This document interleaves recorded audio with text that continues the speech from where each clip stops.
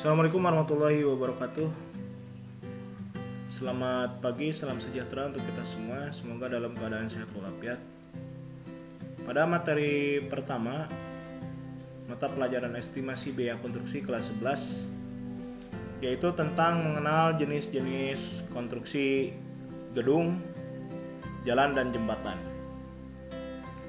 Adapun konstruksi gedung itu merupakan model atau tata letak sebuah bangunan seperti rumah, jembatan, jalan, bangunan gedung, bangunan air, dan lain-lain. Jenis konstruksi yang kita akan bahas di sini ada 3. Yang pertama, konstruksi gedung.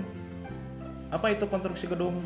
Itu merupakan sebuah proyek pembangunan pembangunan rumah sakit, gedung tinggi, kantor pemerintahan, ruko,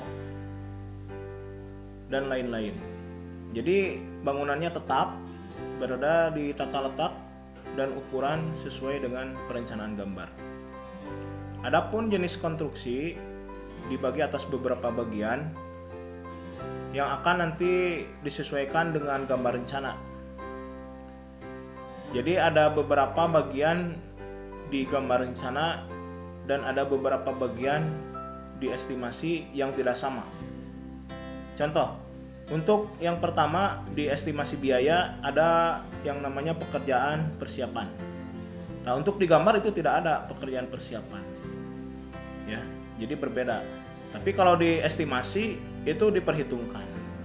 Apa saja yang dipersiapkan di pekerjaan persiapan? Yang pertama itu pembersihan lokasi. Yang kedua pengukuran tanah. Yang ketiga pemasangan boplang. Yang keempat pembuatan direksi kit. Nah, itu di penggambaran tidak ada, tapi kita di rencana biaya dimasukkan, diperhitungkan sesuai lahan yang ada. Yang kedua itu pekerjaan tanah dan pondasi. Pada bagian ini tentunya sesuai dengan gambar. Jadi di sana nanti di gambar itu ada perencanaan gambar pondasi. Nah, itu plus dengan galian tanahnya. Ya. Jadi galian tanah untuk pekerjaan pondasi diantaranya galian tanah untuk pondasi menerus, yang kedua untuk pondasi setapak atau pondasi cakar ayam. Itu tentunya untuk bangunan rumah 1 lantai atau 2 lantai. Untuk bangunan gedung tinggi, nah itu memiliki pondasi yang berbeda. Nanti di pembahasan selanjutnya. Selanjutnya ada pekerjaan struktur. Nah, untuk pekerjaan struktur di sini yaitu struktur utama ya. Jadi ini wajib adanya di konstruksi bangunan rumah, gedung, sekolah, dan lain-lain. Sama konstruksinya namanya. Yang pertama ada konstruksi slope. Slope ini berada di atas pondasi menerus. Yang kedua ada kolom yang tegak lurus vertikal ke atas. Yang ketiganya ada balok yang berbentuk horizontal. Yang keempat ada plat lantai untuk konstruksi rumah atau gedung 2 lantai ke atas. Yang selanjutnya ada konstruksi atap. Dan sisanya itu sesuaikan dengan kebutuhan. Ya. Tapi yang intinya ada kurang lebih ada 5 ya.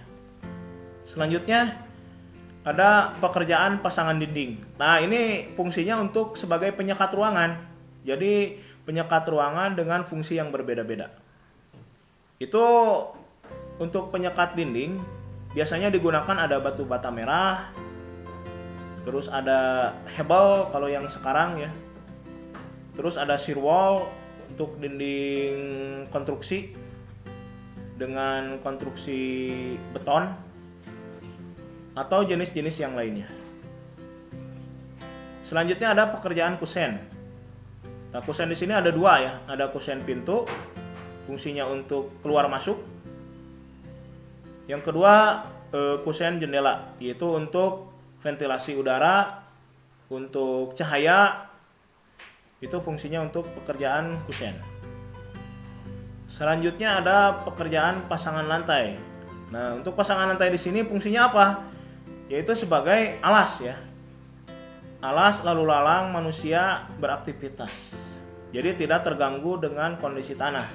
Jadi kalau tanah nanti ada terjadi kotor dan lain-lain, tapi kalau memakai lantai keramik, granit atau marmer, nah itu tidak akan kotor, kita tinggal membersihkan saja. Selanjutnya ada pekerjaan pasangan atap. Nah ini untuk fungsinya memberikan rasa aman dan nyaman ketika ada sinar matahari. Jadi ketika ada hujan tidak terjadi bocor, ketika panas tidak sinar mataharinya tidak terkena kepada kita. Selanjutnya ada pekerjaan instalasi air. Nah di sini ada sistem saluran air ya untuk para penghuni di rumah atau gedung. Jadi instalasinya atau perpipaannya. Ada juga pekerjaan sanitasi. Nah, apa bedanya dengan instalasi? Kalau sanitasi di sini sistem pembuangan, ya pembuangan untuk air kotor maupun air bersih ya. Selanjutnya ada instalasi listrik ya. Ini untuk fungsinya untuk penerangan kebutuhan sehari-hari ya, saluran-saluran listrik. Terus ada pekerjaan mekanikal. Nah, untuk pekerjaan mekanikal kalau di rumah sepertinya jarang digunakan. Jadi untuk rumah-rumah tertentu, tapi untuk bangunan gedung ini sangat diperlukan. Contohnya seperti apa? Mekanikal. Kalau mekanikal berarti berhubungan dengan mekanik. Nah, di sini ada lift, elevator dan lain-lain. Ya. Itu untuk pekerjaan konstruksi gedung secara umum. Selanjutnya, pekerjaan gedung dilanjutkan dengan pekerjaan jalan dan jembatan. Nah, untuk jalan di sini berbeda dengan pekerjaan gedung. Nah, untuk jalan di sini secara umum ya, siapa saja manusia di sana bisa melewati. Siapa saja aktivitas transportasi bisa dilewati. Berbeda dengan gedung. Kalau gedung hanya beberapa orang dan hanya beberapa golongan saja yang bisa masuk. Tapi kalau jalan ini semua golongan bisa difungsikan. Yaitu fungsinya untuk jalan itu sebagai alat transportasi, baik kendaraan berat, kendaraan ringan, sepeda motor, sepeda, pejalan kaki, dan lain-lain. Apa saja yang meliputi dari pekerjaan konstruksi jalan? Yang pertama ada penggalian, ada pengurugan, ada perkerasan jalan, ya. Ada di kanan kirinya ada drainase. Konstruksi apa saja yang digunakan? Biasanya ada dua. Ada jalan aspal dan yang keduanya ada jalan beton. Ya. Selanjutnya ada pekerjaan jembatan. Untuk pekerjaan jembatan dibagi dua. Adapun dari fungsi jembatan itu sendiri yaitu untuk penghubung ya antara daerah A dengan daerah B. Nah, untuk bangunannya ada dua ya. Tadi sebelumnya kita lewati dulu. Yang pertama ada bangunan bagian bawah dan ada bagian atas. Jadi jembatan di sini ada terbagi dua, ya, bangunan bagian bawah dan ada bagian atas. Apa saja yang ada di bagian bangunan bawah? Itu yang pertama ada pondasi tiang pancang. Yang kedua ada abutmen sebagai fungsi sebagai pengikat dari bangunan atas. Nah, untuk bangunan atas apa saja? Yang pertama itu ada balok induk, ada balok diafragma, terus ada plat lantai kendaraan, ada tiang sandaran, ada kerb, ada perkerasan jalannya. Kurang lebih seperti itu untuk konstruksi jembatan. Nanti untuk konstruksi bagian bangunan gedung, jalan dan jembatan kalian bisa dipelajari secara lebih dalam sesuai dengan keinginan atau kompetensi yang masing-masing. Sekian dari Bapak, semoga bermanfaat. Selamat pagi, salam sejahtera untuk kita semua. Assalamualaikum warahmatullahi wabarakatuh.